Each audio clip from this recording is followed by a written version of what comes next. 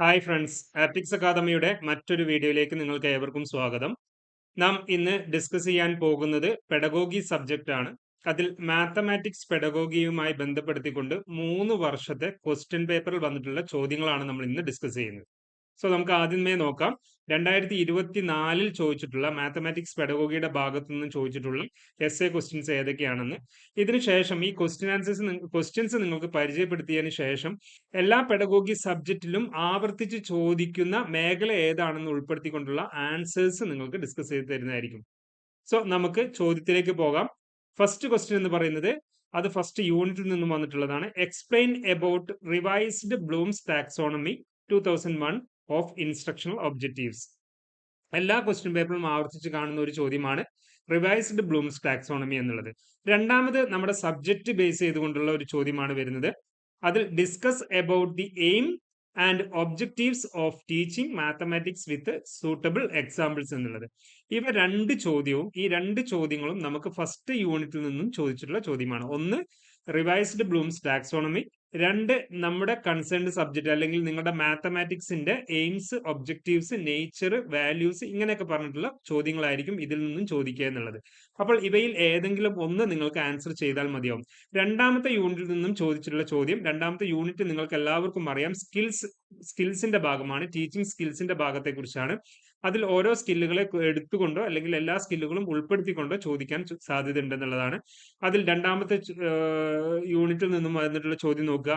Explain the skill of introduction and skill of closure. രണ്ട് സ്കില്ലുകളെ ഉൾപ്പെടുത്തിക്കൊണ്ടാണ് ഇവിടെ ചോദിച്ചിട്ടുള്ളത്. ഒന്ന് ഇൻട്രൊഡക്ഷൻ സ്കിൽ എന്താണെന്നും സ്കിൽ ഓഫ് ക്ലോഷർ എന്താണെന്നുള്ളതുമാണ്. അതിൽ തന്നെ വന്നിട്ടുള്ള സെക്കൻഡ് ചോയ്സ് എന്താണ്? Explain the need and importance of micro teaching mathematics teaching. Mathematics ടീച്ചിങ്ങിന്റെ മൈക്രോ ടീച്ചിങ്ങിന്റെ ഇമ്പോർട്ടൻസും നീഡിനെ കുറിച്ചുമാണ് പറയുന്നത്. അപ്പോൾ മിക്കവാറും ആവർത്തിച്ച് ചോദിക്കുന്ന ഒരു ഏരിയയാണ് മൈക്രോ ടീച്ചിങ് എന്താണെന്നുള്ളത്. അപ്പോൾ ആ മൈക്രോ ടീച്ചിങ് എല്ലാ ക്വസ്റ്റ്യൻ പേപ്പറും കാണുന്നതായിട്ട് കണ്ടിട്ടുണ്ട്. അത് നിങ്ങൾ നോക്കുക. അത് കൂടാതെ തന്നെ മറ്റു സ്കില്ലുകളെ രണ്ടെണ്ണം ഉൾപ്പെടുത്തിക്കൊണ്ടായിരിക്കും ചോദിക്കുക എന്നുള്ളതാണ്. 2 യൂണിറ്റ് ആണ് നമ്മളിവിടെ പറഞ്ഞത്. മൂന്നാമത്തെ യൂണിറ്റിൽ നിന്ന് വന്നിട്ട് ചോദിച്ചിട്ടുള്ള ചോദ്യം describe the Morrison's understanding level of teaching model എന്നുള്ളതാണ്. ടീച്ചിങ് മോഡലിനെ കുറിച്ചാണ് ഇവിടെ പറയുന്നത്. അതിൽ Morrison's understanding level of teaching മോഡലാണ് of teaching mathematics. Right any one lesson plan എന്നുള്ളതാണ്. അതിൽ 9th സ്റ്റാൻഡേർഡിലെ ഒരു മാത്തമാറ്റിക്സിന്റെ ലെസൺ പ്ലാൻ എഴുതാനാണ് അവിടെ പറയുന്നത്. അപ്പോൾ ഈ ലെസൺ പ്ലാനും എല്ലാ പെഡഗോഗി സബ്ജക്റ്റിലും ആവർത്തിച്ച് ചോദിച്ചതായിട്ട് കാണാം. അപ്പോൾ നിങ്ങൾക്ക് ഇവിടെ മാത്തമാറ്റിക്സിലും ചോദിച്ചിട്ടുണ്ട് ഒരു ലെസൺ പ്ലാൻ. 9ാം ക്ലാസ്സിലെ ഒരു ലെസൺ പ്ലാൻ തയ്യാറാക്കാനാണ് പറഞ്ഞിട്ടുള്ളത്. അപ്പോൾ ലെസൺ പ്ലാൻ തയ്യാറാക്കുന്ന രീതി നിങ്ങൾ പഠിച്ചു വെക്കൽ നിർബന്ധമാണ്. 3 യൂണിറ്റ് ആണ് പറഞ്ഞിട്ടുള്ളത്. ഒന്നാമത്തെ യൂണിറ്റിൽ റിവേഴ്സ്ഡ് ബ്ലൂംസ് ടാക്സോണമി, അതിൽ തന്നെ വന്നിട്ടുള്ളത് മാത്തമാറ്റിക്സിന്റെ എയിംസ് ആൻഡ് ഒബ്ജക്റ്റീവ്സ്. രണ്ടാമത്തെ യൂണിറ്റിൽ ഇൻട്രൊഡക്ഷൻ സ്കില്ലും ക്ലോഷർ സ്കില്ലും. ദെൻ അതിൽ തന്നെ വന്നിട്ടുള്ളതാണ് need and importance of micro teaching. മൂന്നാമത്തെ യൂണിറ്റിൽ Morrisons understanding level of teaching. Then last ആ മൂന്നാമത്തെ യൂണിറ്റിൽ വന്നിട്ടുള്ള അടുത്ത ചോദ്യം ലെസൺ പ്ലാൻ ഉണ്ടാക്കാനുമാണ്. ഒരു 9ാം ക്ലാസ്സിലെ ലെസൺ പ്ലാൻ ഉണ്ടാക്കാനുമാണ് പറഞ്ഞിട്ടുള്ളത്. ദെൻ ഫോർത്ത് യൂണിറ്റിൽ the project method, discuss about the project method of mathematics teaching, explain the principles involved in advanced active learning model എന്നുള്ളതാണ്. അഥവാ AALM എന്നുള്ളതാണ്. AALM അഥവാ അഡ്വാൻസ്ഡ് ആക്റ്റീവ് ലേണിംഗ് മെത്തേഡ്. ഇതിനെക്കുറിച്ച് ചോദിച്ച് കണ്ടിട്ടുണ്ട്, അല്ലെങ്കിൽ പ്രൊജക്ട് മെത്തേഡ് എന്താണെന്നുള്ളത്. Last unit discuss the blended learning and flip class room. Then അതിൽ തന്നെ ചോയ്സ് വന്നിട്ടുള്ളതാണ് the use of mass media. Explain the use of mass media in teaching mathematics. Use of mass media in teaching mathematics. Use of mass media ആവർത്തിച്ച് ചോദിക്കുന്ന ഭാഗമാണ്. അതുകൂടാതെ തന്നെ artificial ഇന്റലിജൻസും മറ്റു കാര്യങ്ങളൊക്കെ ഇതിന്റെ ഭാഗമായിട്ട് ചോദിക്കുന്നതാണ്. അപ്പോൾ ഈ ഒരു 2024 എസ്എ ക്വസ്റ്റ്യൻസ് ആണ് നമ്മളിവിടെ പരിചയപ്പെട്ടിട്ടുള്ളത്.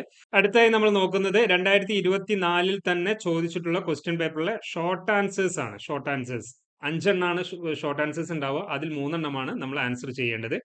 അതിൽ ഫസ്റ്റ് യൂണിറ്റിൽ explain the nature of mathematics എന്നുള്ളതാണ്. രണ്ടാമത്തെ question explain micro teaching cycle. മൂന്നാമത്തേത് describe the steps in Herbartian teaching model. Then fourth question explain the principles involved in active based learning, ABL എന്ന് പറയും. Then last question discuss the role of mass media in teaching mathematics. അപ്പോൾ ഈ ഒരു short answers തന്നെ ഇനി വരും വർഷങ്ങളിൽ ഒരു പക്ഷേ എസ്സേസ് ആയിട്ട് കൂടി വരാൻ സാധ്യത ഉണ്ട്. അപ്പോൾ നിങ്ങൾ പഠിക്കുമ്പോൾ ഇവിടെ ഷോർട്ട് ആൻസേഴ്സ് എന്ന അർത്ഥത്തിൽ മാത്രം പഠിച്ചാൽ പോരാ, ഇത് തന്നെ എസ്സേ ആയിട്ട് കൂടി നിങ്ങൾ പഠിക്കുക. അപ്പോൾ ഈ ഒരു 5 ക്വസ്റ്റ്യൻസും മുകളിൽ പറഞ്ഞിട്ടുള്ള ടോട്ടൽ 10 ക്വസ്റ്റ്യൻസ് നിങ്ങൾ ടോട്ടൽ 15 ക്വസ്റ്റ്യൻസ് ഒരു ക്വസ്റ്റ്യൻ പേപ്പറിൽ തന്നെ 15 ക്വസ്റ്റ്യൻസ് നിങ്ങൾക്ക് ആൻസർ ചെയ്യാൻ പറ്റുന്ന രീതിയിൽ പഠിക്കാൻ പറ്റും. ആ 15 ക്വസ്റ്റ്യൻസ് നിങ്ങൾ പഠിച്ചാൽ തന്നെയും നിങ്ങൾക്ക് 100% ഉറപ്പാണ് 8 ക്വസ്റ്റ്യൻസിന് നിങ്ങൾക്ക് ആൻസർ ചെയ്യാൻ കഴിയും എന്നുള്ളത്. അത് ഒരൊറ്റ ക്വസ്റ്റ്യൻ പേപ്പറിലെ ഡിസ്കഷനിലൂടെയാണ് ഞാൻ ഇവിടെ മെൻഷൻ ചെയ്തിട്ടുള്ളത്. അടുത്ത വരും ക്വസ്റ്റ്യൻ പേപ്പറിലൂടെ കുറച്ചുകൂടി അഡീഷണൽ ആയിട്ട് കൂടി കുറച്ച് ക്വസ്റ്റ്യൻസ് കിട്ടും. അപ്പോൾ ഇതിൽ വരാത്ത ക്വസ്റ്റ്യൻസ് മാത്രമാണ് ഇനി വരും ക്വസ്റ്റ്യൻ പേപ്പറിലൂടെ നിങ്ങൾ കണ്ടെത്തി പഠിക്കേണ്ടതായിട്ടുള്ളത്. അപ്പോൾ ഒരു ക്വസ്റ്റ്യൻ പേപ്പർ പൂർണ്ണമായിട്ടും നിങ്ങൾ ഫുള്ളായിട്ട് പഠിച്ചെടുക്കുക. അതിനുശേഷം വരും ക്വസ്റ്റ്യൻ പേപ്പറിൽ നിന്നുമുള്ള വിട്ടുപോയ ടോപ്പിക്കുകൾ ഉണ്ടെങ്കിൽ അത് മാത്രം എടുത്ത് പഠിച്ചിട്ട് നിങ്ങൾ കംപ്ലീറ്റ് ചെയ്യുക.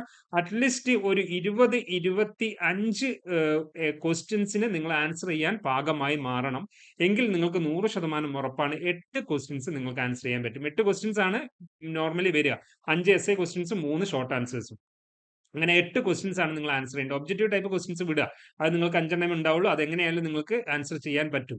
ഓക്കെ, പക്ഷെ 8 ആൻസേഴ്സ് 5 എസ്സേ ക്വസ്റ്റ്യൻസും 3 ഷോർട്ട് ആൻസേഴ്സും അത് നിങ്ങൾ 8 എണ്ണം എഴുതാൻ കഴിയണമെങ്കിൽ മിനിമം ഒരു 20-25 ക്വസ്റ്റ്യൻസ് നിങ്ങൾ പഠിച്ചാൽ മാത്രം മതി. ഓക്കെ, അപ്പോൾ ആ ഒരു കാൽക്കുലേഷനോട് കൂടി തന്നെ വേണം നിങ്ങൾ എന്ത് ചെയ്യാൻ പഠിക്കാൻ. അത് ക്വസ്റ്റ്യൻ പേപ്പറിനെ അനലൈസ് ചെയ്തുകൊണ്ട് വേണം നിങ്ങൾ പഠിച്ചെടുക്കാൻ എന്നുള്ളതാണ്. സോ നെക്സ്റ്റ് ക്വസ്റ്റ്യൻ പേപ്പറിൽ നമുക്ക് പോകാം. എല്ലാവരും നന്നായി തന്നെ പഠിക്കുക. എല്ലാവർക്കും നന്നായി പഠിക്കാൻ കഴിയട്ടെ എന്ന് ആശംസിക്കുന്നു. Thank you. All the very best.